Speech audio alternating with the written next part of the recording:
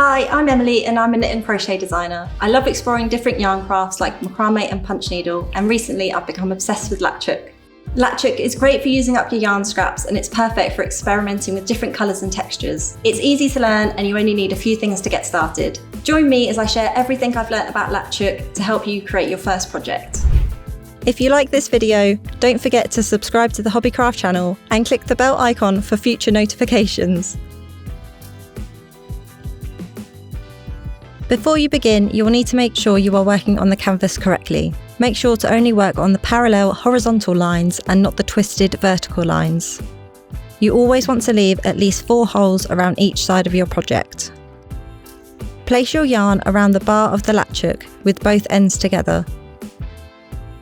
Insert your hook into the canvas, making sure the latch is through and open.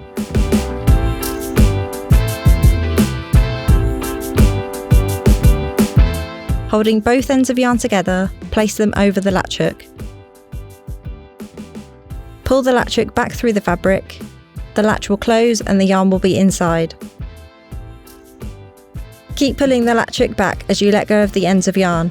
The yarn will now be attached to the canvas.